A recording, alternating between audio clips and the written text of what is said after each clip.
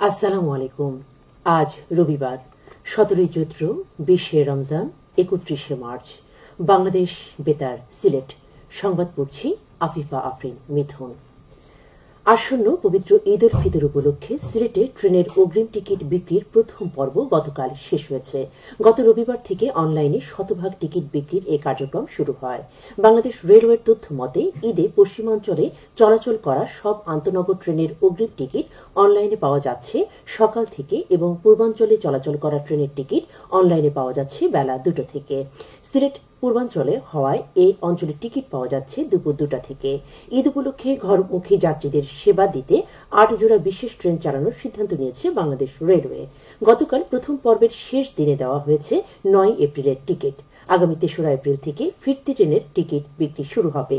সেদিন 13 এপ্রিলের টিকিট পাওয়া যাবে। এরপর যথাক্রমে 14, 15, 16, 17, 18 ও 19 এপ্রিলের টিকিট পাওয়া যাবে পর্যায়ক্রমে 4, 5, 6, 7, 8 ও 9 এপ্রিল। বাংলাদেশ রেলওয়ের ওয়েবসাইট ও মোবাইল অ্যাপের মাধ্যমে টিকিট কিনতে পারবেন যাত্রীরা। এ বিষয়ে সিলেট রেলওয়ে স্টেশন ম্যানেজার জানান, টিকিট কালোবাজারের কোনো সুযোগ নেই। এনআইডি কার্ড সাবমিট করলে গ্রাহকের ফোনে ওটিপি যাবে, যা গ্রাহক নিজে না দিলে আর কেউ পাবে না। এছাড়া ঈদের ঘরমুখী মানুষের যাত্রা নির্বিঘ্ন করতে বাংলাদেশ রেলওয়ের সকল ধরনের প্রস্তুতি রয়েছে বলে তিনি জানান। বিশ্ব চিকিৎসক দিবস ছিল গতকাল। চিকিৎসা সেবা এবং স্বাস্থ্য সুরক্ষার ক্ষেত্রে ডাক্তার ও রোগীর সম্পর্ক হচ্ছে এই দিবসের অন্যতম প্রধান বিষয়। এ উপলক্ষে সারা দেশের মতো সিলেটেও আয়োজন করা হয় নানা কর্মসূচি। এসব কর্মসূচির মধ্যে ছিল র্যালি, আলোচনা সভা ও সচেতনতামূলক প্রচারণা। দিবসটি উপলক্ষে শোভাযাত্রা ও আলোচনা সভা অনুষ্ঠিত হয়েছে গতকাল মৌলভীবাজারে। সকালে 250 শয্যা বিশিষ্ট জেনারেল হাসপাতাল থেকে বের করা হয় শোভাযাত্রা। পরে সিভিল সার্জন অফিসে অনুষ্ঠিত হয় আলোচনা সভা।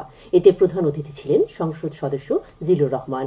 জেলা civil surgeon doctor Chowdhury Jalaluddin মুর্শিদের সভাপতিত্বে এ সময় বিশেষ অতিথি ছিলেন জেলা পরিষদ চেয়ারম্যান মিসবাউর রহমান ও মৌলভীবাজার পৌরসভার মেয়র ফজলুর রহমান। এতে চিকিৎসক সহ বিভিন্ন শ্রেণী ও পেশার লোক অংশ নেন। স্বাস্থ্য বিভাগ ও বঙ্গবন্ধু চিকিৎসক পরিষদ যৌথভাবে এর আয়োজন করে। মৌলভীবাজারে জমে উঠেছে ইফতারের বাজার। রমজানের শুরু থেকে শহরের বিভিন্ন হোটেল, রেস্টুরেন্টের সামনে তোরণ নির্মাণ করে নানা রকমের ইফতার সামগ্রী সাজিয়ে চলছে বেচাকেনা। বেলা বাড়ার সাথে সাথে ইফতারের দোকানগুলোতে ক্রেতাদের উপচে পড়া ভিড় দেখা যায়। অভিজাত হোটেল, রেস্তোরাঁ ছাড়াও ফুটপাতের দোকানগুলোতেও ক্রেতাদের ভিড় লক্ষ্য করা যায়। স্বাদ ও সাধ্যের মধ্যে পছন্দের ইফতার কিনতে পেরে ক্রেতারা যেমন আনন্দিত, তেমনি আশানুরূপ বিক্রি হওয়ায় বিক্রেতারাও খুশি। হবিগঞ্জের চুনারুঘাট পৌর এলাকার চন্দনা থেকে হাতুন্ডা পর্যন্ত গাইড ওয়াল সহ রাস্তা নির্মাণ কাজ শুরু হয়েছে গতকাল। এ কাজের উদ্বোধন করেন পৌর মেয়র সাইফুল আলম রুবেল। এ সময় পৌর কাউন্সিলর, এলাকার গণ্যমান্য ব্যক্তিবর্গ উপস্থিত ছিলেন। পৌর প্রকৌশল বিভাগ 1 কোটি 12 লাখ টাকা ব্যয়ে আরসিসি ঢালাইয়ের এই রাস্তা ও গাইড ওয়াল নির্মাণ করছে। ভারতের রাধা মাধব জিও মন্দিরের 144তম সম্মেলন বাংলাদেশ অঞ্চলের মৌলভীবাজারের কোমলগঞ্জে গতকাল অনুষ্ঠিত হয়। মণিপুরী ললিতকলা একাডেমির আয়োজনে অনুষ্ঠিত সম্মেলনে প্রধান অতিথি ছিলেন উপজেলা চেয়ারম্যান মোহাম্মদ রফিকুর রহমান।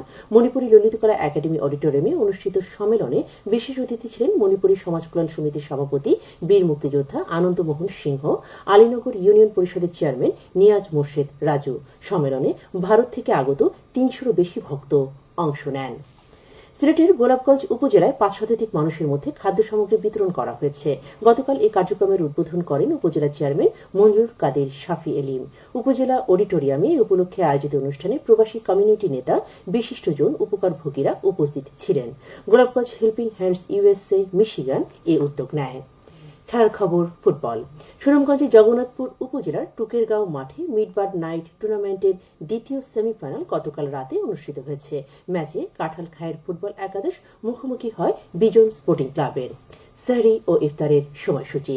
সিলেট ও এর পার্শ্ববর্তী এলাকায় আজ ইফতার সন্ধে 6:12 এবং আগামীকাল সেহরির শেষ সময় ভোর 4:24। সবশেষে আবহাওয়া।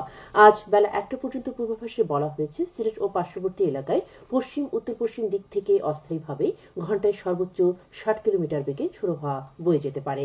সে সঙ্গে হতে পারে বৃষ্টি অথবা বজ্রসহ বৃষ্টিপাত। এসব এলাকার নদীবন্দর সমূহকে 1 নম্বর সতর্কতা সংকেত দেখিয়ে যেতে বলা হয়েছে। আজ সিলেটের সূর্যোদয় হয়েছে 5:46 এবং সূর্য অস্ত যাবে সন্ধে 6:08। সংবাদ শেষ হলো। পরবর্তী স্থানীয় সংবাদ প্রচারিত হবে দুপুর 1:05।